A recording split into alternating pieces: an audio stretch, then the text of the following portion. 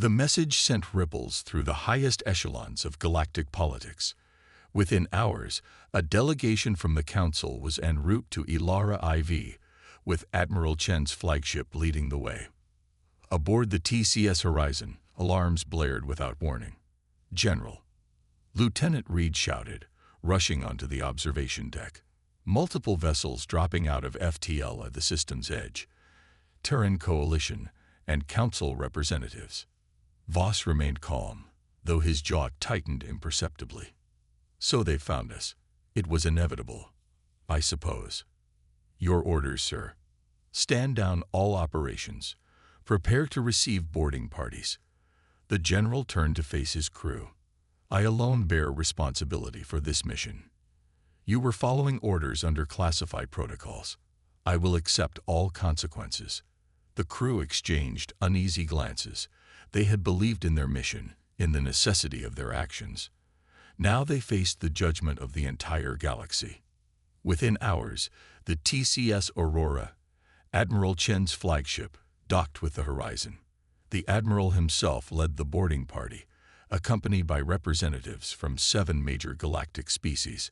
"General Orion Voss," Admiral Chen announced formally, "by authority of the Terran Coalition and the Council of Galactic Species, you are hereby placed under arrest for violation of the Prime Directive, interference with pre-FTL civilization development, and unauthorized deployment of technological and biological agents on a protected world."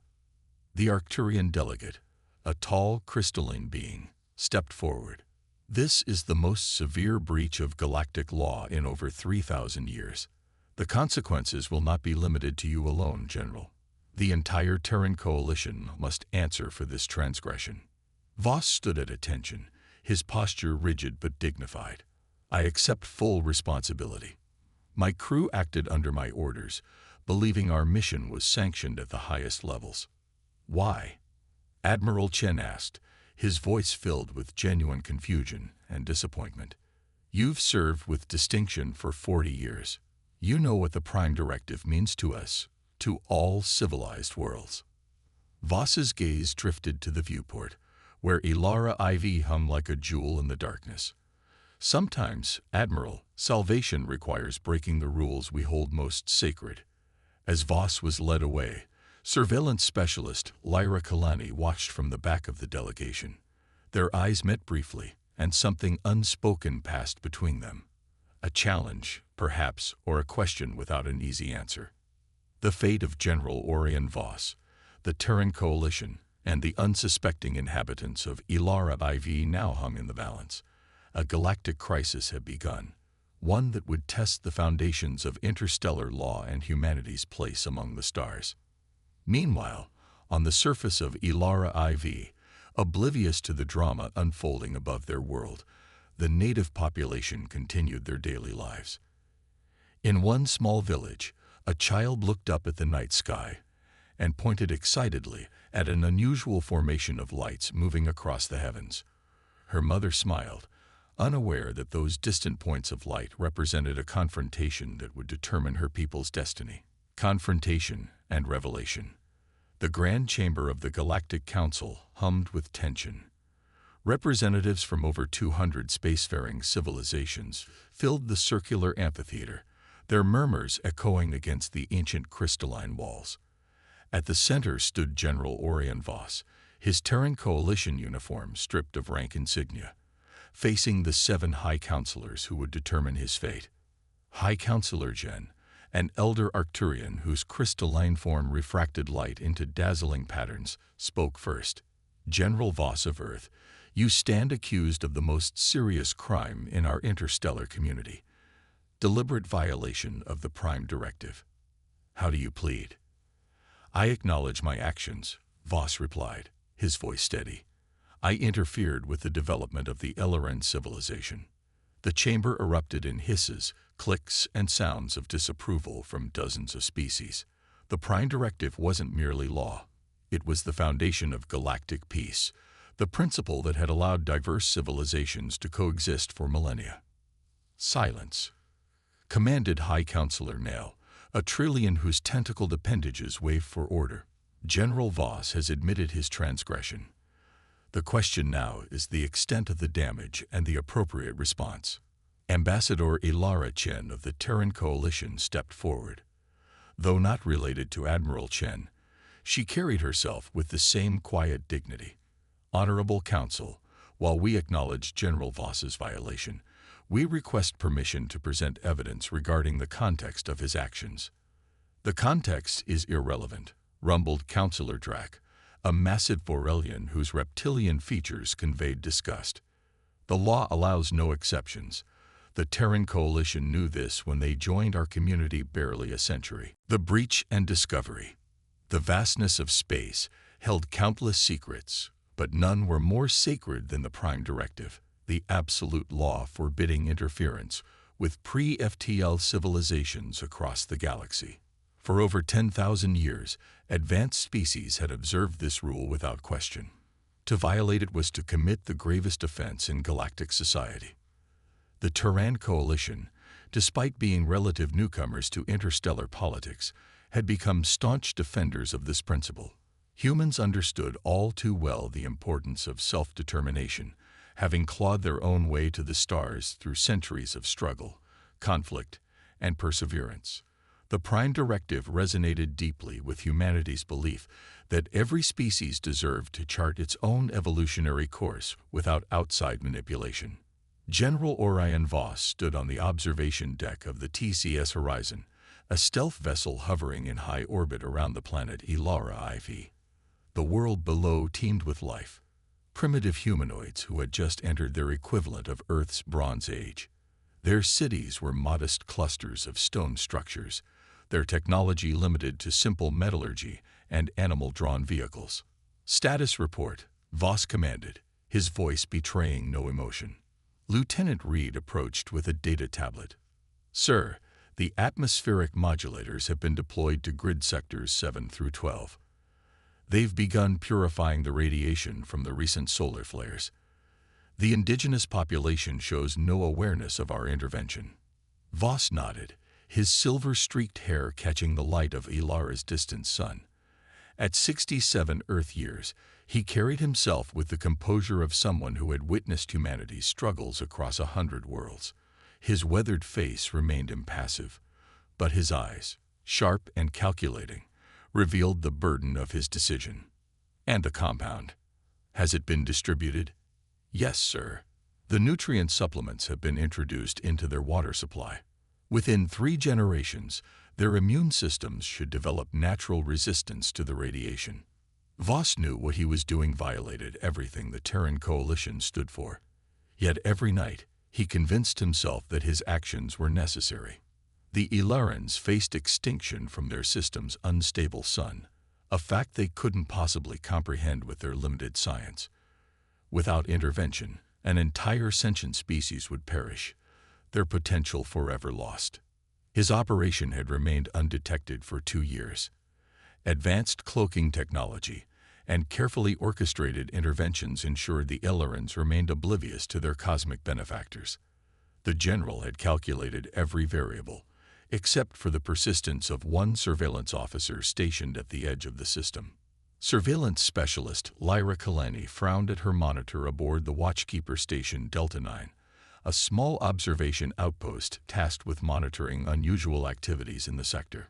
For the 3rd consecutive week, she had detected faint energy signatures that didn't match known patterns of cosmic radiation or solar activity. Computer, isolate frequency pattern and enhance, she commanded, her fingers dancing across the holographic interface. The computer responded immediately, displaying a complex waveform that pulsed with unnatural regularity. Lyra's heart raced. After 5 years stationed at this remote outpost, she had developed an intuition for anomalies. This wasn't random. These were deliberate energy dispersals, carefully masked to appear natural. Computer, correlate energy signatures with known vessel propulsion systems. After several seconds, the computer displayed its analysis. 87.3% match with Terran Coalition stealth vessel atmospheric dispersal systems. The blood drained from Lyra's face. Only one reason existed for deploying atmospheric dispersal technology above a pre-FTL world: interference. Someone was violating the Prime Directive, and the evidence pointed to her own people. Protocol demanded immediate reporting to the Galactic Council, but Lyra hesitated. Making such an accusation against the Terran Coalition without concrete proof could damage humanity's standing in galactic politics. She needed to investigate further to be absolutely certain. Over the next 3 days, Lyra gathered additional data, tracing energy signatures and compiling evidence. She detected periodic energy bursts consistent with short-range teleportation, subtle atmospheric changes indicating molecular restructuring, and faint communication signals bouncing between orbit and the surface. The evidence became overwhelming. Someone was systematically altering Ilara Ivy's environment and potentially its inhabitants' biology. With a heavy heart, Lyra encrypted her findings and transmitted them through secure channels to Admiral Chen at Terran Coalition headquarters and simultaneously to the Council of Galactic Species. Nevertheless, Chen interjected, "Our traditions demand that the accused be permitted to explain their actions." "Proceed, Ambassador." Chen nodded gratefully and activated a holographic display in the center of the chamber. A three-dimensional image of the Ilaran star system appeared, focusing on their sun. 5 Earth years ago, our scientists detected unusual solar activity in the Ilaran system. Their sun has entered an accelerated decay phase, emitting increasing levels of gamma radiation. The hologram shifted to show radiation patterns sweeping across Ilara IV. Without intervention, within 20 years, the planet's surface would become uninhabitable. Within 50, the Ilaran species would face extinction. Murmurs spread through the chamber as Chen continued. General Voss was part of a scientific expedition sent to confirm these findings. Upon verification, she hesitated. He took matters into his own hands. Voss stepped forward. "I made the decision alone.